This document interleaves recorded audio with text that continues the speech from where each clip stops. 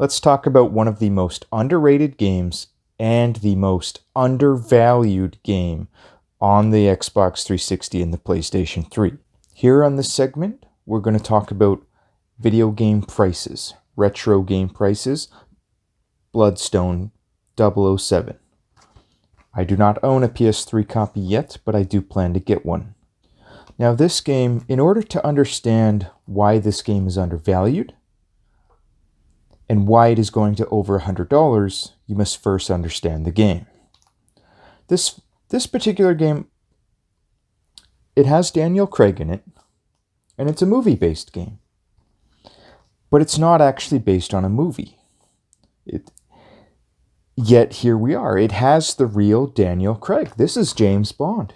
Daniel Craig, James Bond. That's him. And he is a voice actor in this game. This is not a joke. So here's the thing. This game has an original story, and it's set between two real movies, Quantum of Solace and Skyfall.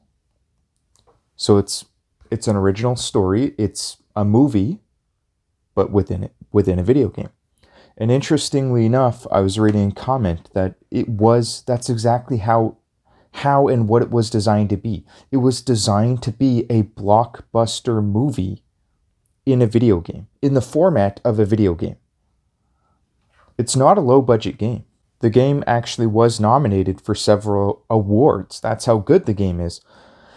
Although, that leads us to the comment on why is it undervalued and underrated? It was nominated for some awards. Well, here's the thing. It didn't sell well. And it got bashed by critics at the time. Okay, at the time when this was a relevant game, when it was a new game, it got bashed by critics. But I think they automatically bashed it. A lot of critics don't actually really go into in-depth detail on the games. I don't think they really gave this one a shot, because most movie games nowadays are complete garbage.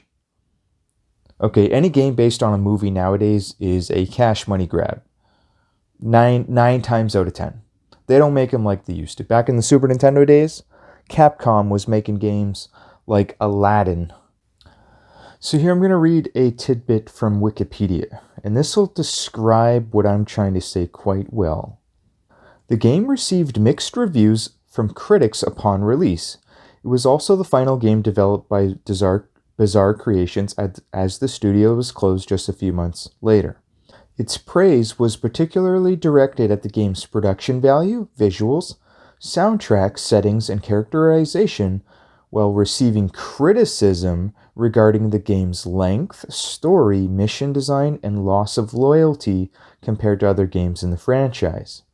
However, in the year since Bloodstone's release, the game has undergone positive critical re-evaluations and is retrospectively considered to be an underrated and underappreciated title in the James Bond series.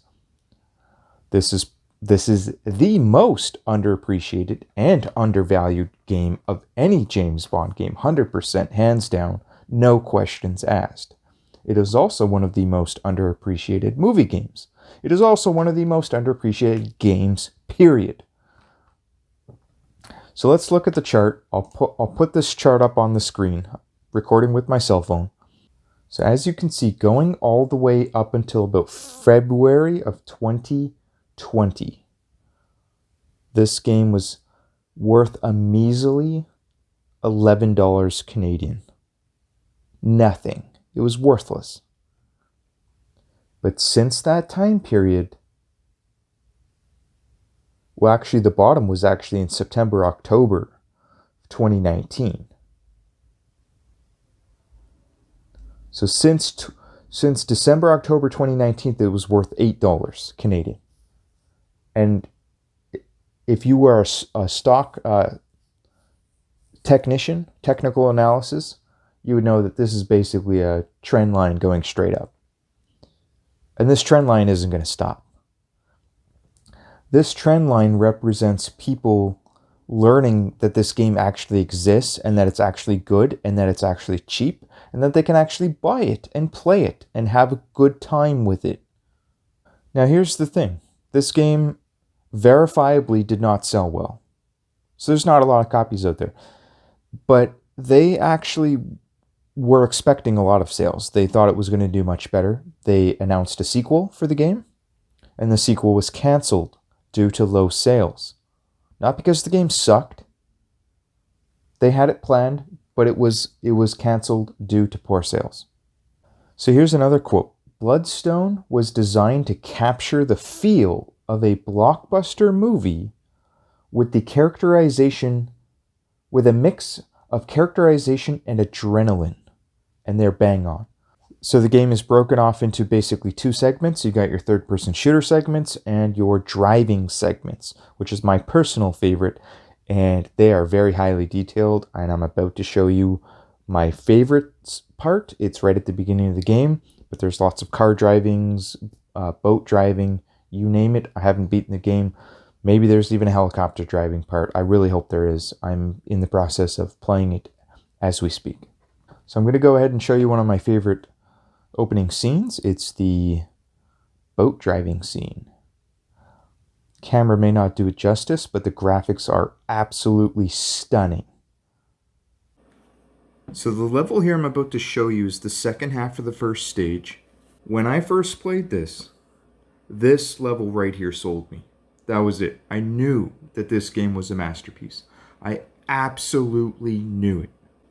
I'm not very good at this game, so this is not a pro playthrough here. I'm just showing you an awesome level. I'm playing on easy mode, okay? And it's hard for me because I'm not very good.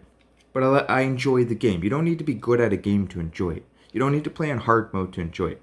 Easy mode, if that's your thing, that's good enough for me. Let's go. Let's try this stage. And the camera won't do the visuals justice. Okay, I think it's RT, accelerate. Yep, we got her. Oh boy, what's going on here? Yeah.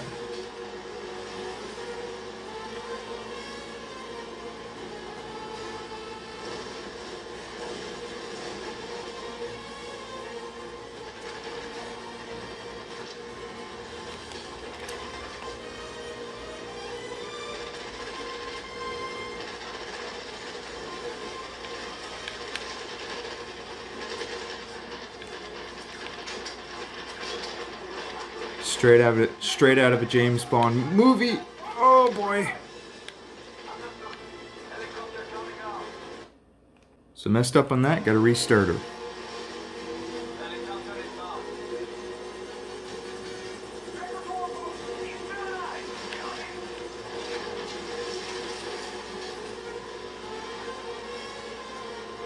This scene here is straight out of a James Bond movie.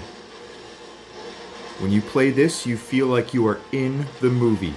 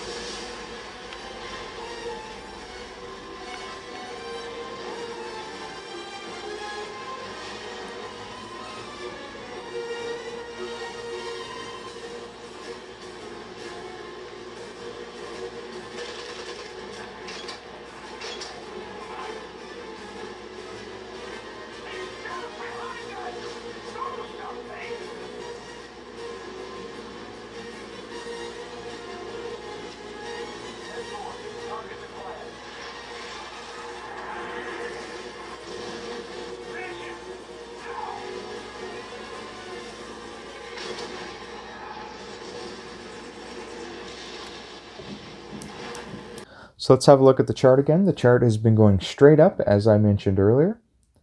This is now a $30 and climbing game. And the PlayStation chart looks very similar. PlayStation 3 chart looks very similar.